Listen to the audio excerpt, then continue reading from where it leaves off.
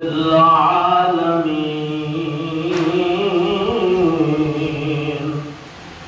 والعاقبة للمتقين والصلاة والسلام على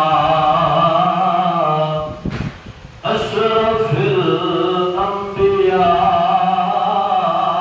والمرسلين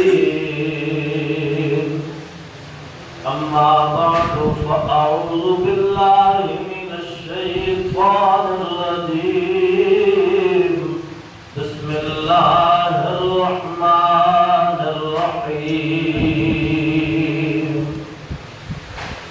يا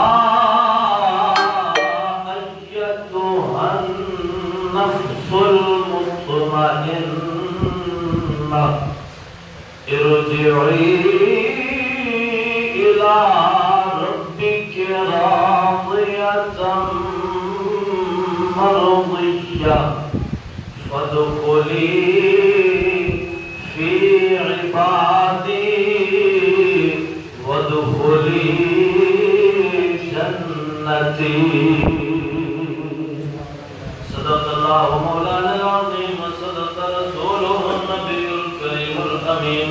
قال الله تعالى وتبارك في شان حبيبه مخبرا وآمرا إن الله وملائكته يصلون على النبي يا أيها الذين آمنوا صلوا عليه وسلموا تسلیما. باوز بلند پڑھیے الصلاۃ والسلام علیک یا سیدی یا رسول اللہ. الصلاۃ والسلام علیک یا سیدی یا حبیب اللہ. اسی نبی کے نام سے بخشش ہونی ہے. محبت سے پڑھیے الصلاۃ والسلام علیک یا سیدی یا رحمت للعالمین وعلی آلک واصحابک یا سیدی یا خاتم النبیین. اللہ رب العزت کے علاوہ کا شکر احسان عظیم کہ اس مالک لم یزل نے آج کے ان لمحات میں اپنی بارگاہ میں آنے کا شرف بخشا. دعا ہے رب العزت ہم سب کا آنا بیٹھنا ذکر اذکار کرنا سننا اپنی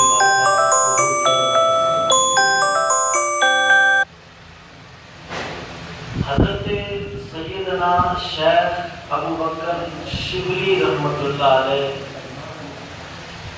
ان کو لوگ دیوانہ کہا کرتے تھے کہ یہ بھولا ہے، یہ دیوانہ ہے. فرمایا کہ ان کو لوگ دیوانہ اور بھولا کہا کرتے تھے. تو ایک دن یہ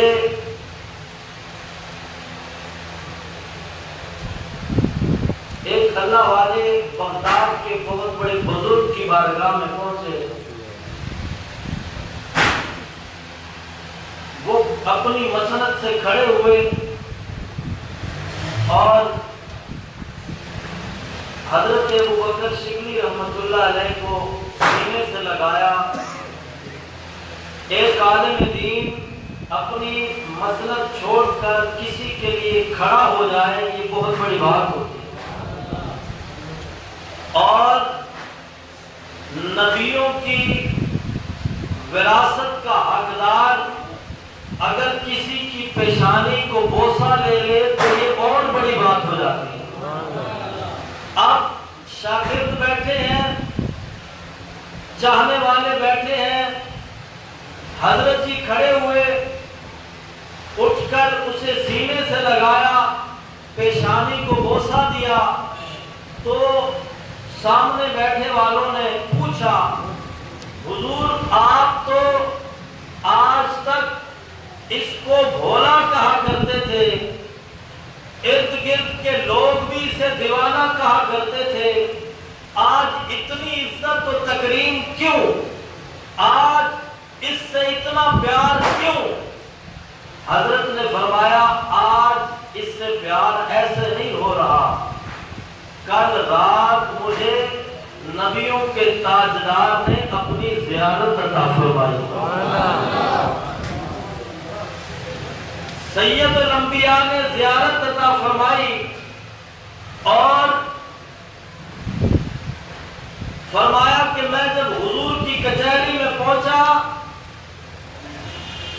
وہاں پر کسی شبلی کو میں نے آتا ہوا دیکھا، تو حضور نے بھی کھڑے ہو کر اسے سینے سے لگایا، فرمایا میں نے حضور کی سنت کو ادا کیا ہے، پھر کہا کہ حضور نے اسے سینے سے لگایا، اس کے ماتھے کو حضور نے بھی بوسہ عطا فرمایا۔ اچھا پھر کہا کہ جو تم سوال کر رہے ہو یہی سوال میں نے کیا کہ اے سید الانبیاء، حضور میرے ماں باپ آپ پر قربان ہو، شبلی پر اتنی شفقتیں، اتنی مہربانیاں آخر کیوں؟ میرے آقا کریم صلی اللہ علیہ وسلم نے ارشاد فرمایا شبلی 5 وقت رب کی بارگاہ میں سجدہ کرتا ہے۔ یہ حضور کی کرم نوازیاں کیوں ہوتی ہیں؟ پہلی وجہ کیا ہے کہ 5 وقت اللہ کی بارگاہ میں اپنے سر کو جھکاتا ہے۔ دوسری وجہ سورہ توبہ کی آیت کریمہ ہے